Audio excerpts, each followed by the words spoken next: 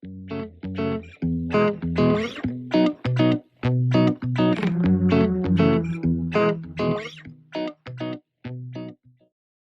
there, my name is Irma Janzen. I'm an occupational therapist and I am passionate about ergonomics.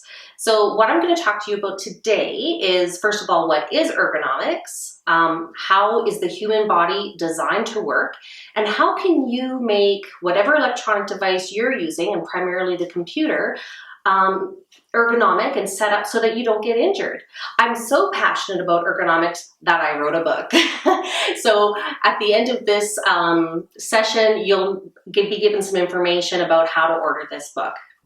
So let's get on with it. A lot of people have never heard of ergonomics, and even if you have, you're maybe uncertain as to what it means. And really simply, ergonomics is the science of adapting the environment to the person. So it's not necessarily just computers, it can be any task, just rather than contorting your human body for whatever it is you're doing, having that environment adapt to you. So really, really important, especially when it comes to working on computers, because as humans, we're designed to move a lot. We're not designed to be in one static position all the time. But when you're working at the computer, that's what you do. You stay in one position for, who knows how long, minutes, maybe even a couple hours before you move again. So when you're doing that, which again is not what your body really is designed to do, you need to be in a good posture. And so we're going to talk more about what that is. In ergonomic terms, a good posture is called neutral posture. And it's really hard to understand how to set up your computer properly if you don't understand how your body is meant to be set up. So we're going to talk about that first. So I'm going to tell you about neutral posture, and I'm going to start in the standing position because it's just a bit easier. So neutral posture in ergonomic terms just means a position that has the least amount of stress or strain on your joints and muscles, which is what you want when you're at rest. So you are in a static position, you're not moving as we're designed to be, you're in a static posture, so it's almost like you're in your start position. So if you think of your body as a machine, you don't want to park your machine in a position like this. You want to park it in a neutral posture with the least amount of resistance and strain on your muscles and joints. So what is that? So if you think of your musculoskeletal system as just a really fancy system of levers and pulleys, then we can understand how we're meant and designed to be used. So in this case, my body, I have 4 lever arms, 2 arms and 2 legs that all move and are controlled by this base. So this is the base of my machine, our core. And to understand what neutral posture is for the core, you just need to remember that there are 4 natural curves in the spine. And when these are all intact, we're in neutral posture. So I'll show you what I mean. So when I'm standing tall, putting weight, equal weight on both feet and just letting my arms hang at my side, I'm looking directly ahead. You can see that my ear, shoulder, elbow, wrist, hip, knee, and ankle are all in alignment. And that, along with this curve in my back, means that I am in neutral posture, which means that if my arms go this way, or my shoulders go up, down, or my neck forward, that I'm not in neutral posture. And I'm actually aggravating joints and muscle groups without even, really typing yet. So you want to be very, very careful. As soon as you maintain this curve in your back, you have the opportunity to have a good alignment in your shoulders and neck. If you don't have this intact, then your shoulders and neck are automatically going to be in misalignment. And if your neck and your shoulders aren't in good alignment, then you're more likely to have discomfort in your elbows and your wrists. You see how it works? It all goes back to keeping this curve intact. So this is a very easy thing to do in standing. It becomes a bit more of a challenge when you're sitting down, which is where most of us are doing the work on the computer. It's not impossible, it's just a challenge. So one of the biggest challenges we have is that we have forgotten how to sit properly. A lot of people plunk themselves down in a chair and they don't sit properly. They're a little bit slouched. and that's not going to work well for anybody long-term because you will end up having discomfort. When you have discomfort, sometimes people go looking elsewhere for help, and there's some really great health professionals that can help you with any kind of aches and pains, but it doesn't make sense to continue going to see those professionals if you haven't actually figured out what the cause is of the discomfort. And the great thing is that if you have good posture, you can prevent it. So let me show you how you can have a really good setup for working at your computer and not even have to pay for any special equipment. So if you're lucky enough to be able to afford to buy a computer chair, a task chair, that's great. To be honest, that is the most important piece of computer equipment you can buy, obviously aside from the computer, but having a good chair is going to be far more valuable in the long run to you than, say, a sit-stand table or something. And that's simply because you want to be able to preserve the curve in your back. And a chair, and a good adjustable chair, will do that. So if you can afford an adjustable computer chair, fantastic. But if you can't, don't worry about it. You can set up any piece of equipment, including a dining room chair, so that you can sit appropriately. All you need is a few cushions. First of all, I'm going to grab some cushions here. Just regular cushions. You can also use a towel, like a hand towel probably if you like. I'll show you in a minute how you're going to use these. The most important thing, even more important than a fancy chair or some added cushions, is just starting your sit properly. And I'm going to demonstrate what I mean by that. If you can see my chair, if I stand up and then go to sit down, this is how a lot of people sit. This clearly is not maintaining the curve in your lumbar spine. And as you can tell, my ear is ahead of my shoulder and not at all in alignment with the elbow and the wrist. So I'm not in a good posture. What I need to do is sit up nice and tall. Now you can see the alignment, okay? I need to sit like this and then work at my computer. But ideally, you can't sit like that all the time. You need to have some support. So even in a chair like this, which is not adjustable at all, I can create some lumbar support. When you're sitting down, you want to have between 2 to 4 fingers between the back of your knee and the chair. So, see if I can do it in this chair. This would be appropriate. If you have too much room, if you're tall, you won't have enough support through your thighs, and what will happen is you'll put more weight on your bottom. And the problem with this is that a healthy individual will get a sore bottom. So how you want it to look is your feet should be flat on the floor and your bottom should be to the very back of the chair. And when you're in those positions, you should have 2 to 4 fingers between the back of your knee and the front of the chair. I want to make it a little bit easier for you to set yourself up. Don't worry about the computer and everything yet. Start off with just your body, understanding how it feels when you're standing and sitting to have your lumbar curve intact, like mine is right now, and just kind of understand how that feels. And it should feel different than if you're sitting like this. Okay, so you want to sit up nice and tall. Once you're doing that, we'll set up the chair so that it fits you properly, and then you can worry about how the other stuff works. But ergonomics is all about adapting everything to you, okay? So don't lose track of who the big star of this is. It's yourself. When you're sitting down, again, you want to have your lumbar curve intact, and you can see the way I'm sitting that yes, my bottom is to the very back of the chair, and that's how it needs to be, but I've got this big gap now between my back and the chair. I can fill that up easily. The one thing I want to point out as well is that my bottom is to the very back of the chair. You want to make sure that you're not sitting part way back and then leaning, because that is not neutral posture. That's kind of creating a C shape in your spine. So you want to actually bring your bottom out and sit up nice and tall. Now, when you are sitting and working at the computer, I mentioned before that you want to have some weight through your feet.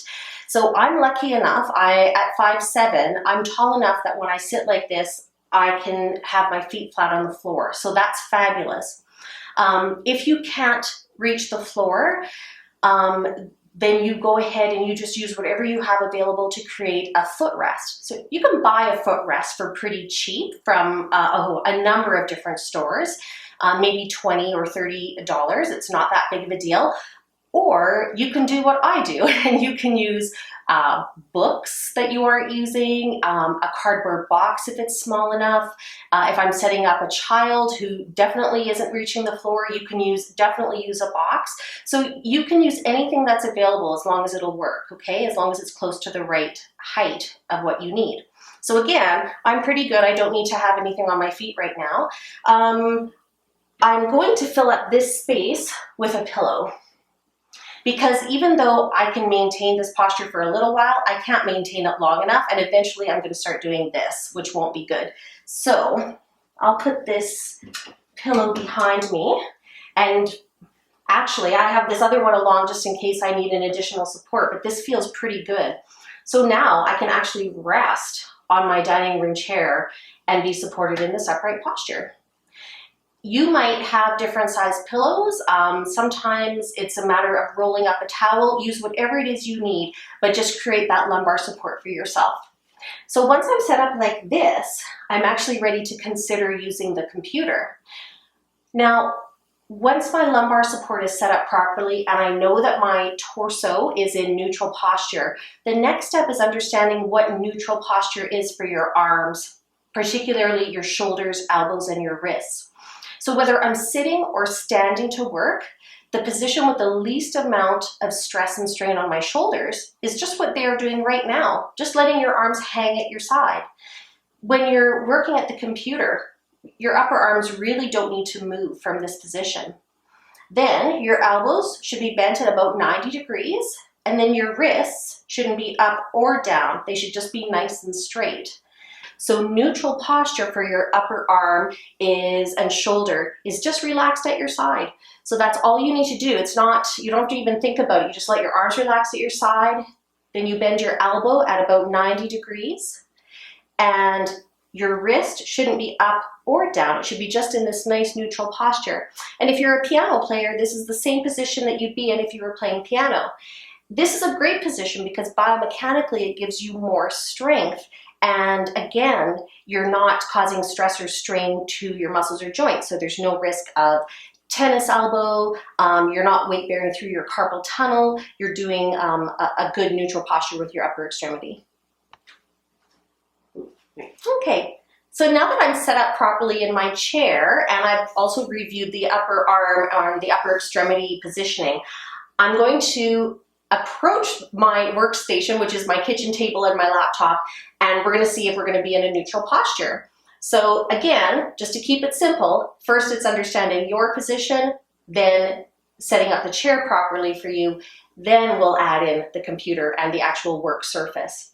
So I'm going to move my chair nice and close. A big mistake people make is having their computer too far away and then they reach forward. And that puts a lot of strain in your arms, your neck, and your shoulder. Really, really common to have pain from here and to the back of the shoulder down to this area. And that is primarily from reaching forward and to the side to use your keyboard and your mouse. All preventable. Now, I'm going to move my laptop a bit closer, and you're going to see, and actually this is one of the negative points of using a laptop without an external keyboard and mouse, is that I'm reaching forward, and ideally you don't want to rest this part of your wrist on anything because this is your carpal tunnel. So you don't want to rest it on the table or on the laptop, on any surface. It just shouldn't have anything on it at all. On the other hand, this part of your hand and this part of your hand are natural weight-bearing surfaces. So it's okay, they're designed to have weight on them. So it makes it tricky when you're using something like a laptop where you kind of have no choice but to rest this vulnerable part of your wrist on the tool. So this is a big reason why I like to use an external keyboard. But for right now, I'm just kind of trying to see how my setup is in terms of fitting my body. So you can see my arms are still at my side, but my elbow is definitely bent more than 90 degrees. So when I'm working and I want to touch the keys on the laptop, because my elbows have to bend up, now my wrists have to bend down to touch the keyboard, and that hurts. That's going to hurt me right here. I might actually develop some discomfort in my elbow and potentially in my neck and shoulders as well. So what I'm going to have to do before I change anything about this is raise my height. So the simple way to do that, if you don't have an adjustable chair, is a cushion. You guessed it, I'm all about the cushion. So I'm actually going to take this one that was behind me because it's a little bit bigger, and I'm going to sit on it. Changing your environment like this by using cushions, it's definitely less costly than buying a piece of equipment. It just takes a little bit more time, but it's so worth it. Now, I've lost my support in the back, so I'm going to make sure that I'm sitting as far back as I can, and I'm going to use this other cushion, get myself closer. It's still not filling the gap, so I'm going to double it. And actually, that feels really good. You really only need to make sure that you have support in that lumbar curve, not necessarily in the rest of your back. Now, I did it. So my elbow is at 90 degrees, and I'm able to type. So now I have a problem because I am resting my vulnerable carpal tunnels on my laptop while I'm using the keys. And there's one other big problem I have, my neck. When your keyboard and your monitor screen are attached like they are in laptops, you have no choice but to bend down to see what you're working on. That's really, really tough on your neck, and it can lead to a lot of problems with pain at your neck, but also sometimes people develop tingling in both of their hands. That's always because, or I shouldn't say always because, that's sometimes because you have a nerve impingement and it's causing tingling and maybe even numbness. And also, we're not designed to be bent forward like this. We're designed to move, right? But we're not designed to stay and remain in a bad position. And this certainly is a bad position. So what I'm going to do is raise the height of my monitor. So every time you work at a computer, if you're sitting in a perfect posture, your top of your monitor should be right here. That's how you do it. It's a very scientific measurement. You should have your eyes looking straight ahead at the top of the monitor, and ideally, you have your monitor about an arm's length away. So what I'm going to do is get a very expensive cardboard box to prop my computer onto. Okay, so I've just used a box, care of Costco, I believe, to support my laptop so that the top of my monitor is at the top of my eyes. And look, there it is. So now, theoretically, I can work like this, not hurt my neck. What I'm missing is a keyboard, so not hard to get. I have an external keyboard right here, and I also have a mouse. So when I'm set up like this, I'm going to have my keyboard directly in front of me. I'm going to make a point of putting it towards the edge of the table because if you can see, right now I'm typing, there is nothing touching my carpal tunnel. You don't want to get into the habit of pushing your keyboard forward and resting your carpal tunnel, resting your hand on your carpal tunnel and then typing. So bring it nice and close to the edge. I want to be about an arm's distance away from my monitor. And I'm going to keep my mouse nice and close. The reason we want to do that is that, first of all, everybody uses their mouse at least twice as much as they use their keyboard. And a lot of people get really sore neck and shoulder from mousing like this, too far away. Remember, this part of your arm should be relaxed at your side, your elbow bent at 90. Really, you should be mousing directly in front of your arm. So when I have my mouse set up like this and my keyboard like so, I'm set up to win. The only thing that I haven't done yet is that, I needed to increase my sitting height so that I could be at a good angle here. And I have a trusty very old telephone book that I'm going to use, but you could use anything, a plastic box, a cardboard box, whatever. I'm putting it on the ground. And now I am fully supported and I can work without a problem. You might have to readjust like I am with your pillows once in a while, but this is how you work. And if you can, you set up your kids like this as well, because anybody can be set up properly. It just takes a little bit of time. From a health perspective, feeling pain is bad for your physical and your mental health. And why not prevent it if you can? So you can see by this demonstration that ergonomics is actually a really common sense type of activity. You break it down, you make whatever you have available work for you, and you prevent yourself from having discomfort and even pain. A lot of people have disabilities and then they spend money on health professionals to help get rid of their pain, and a lot of times it can all be prevented with a little bit of ergonomic know-how. If you like this video and you want to have a little bit more information about ergonomics, here's my book again. It's called DIY Ergonomics.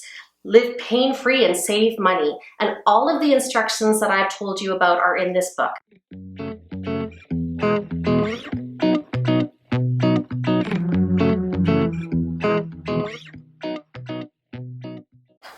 Thanks so much.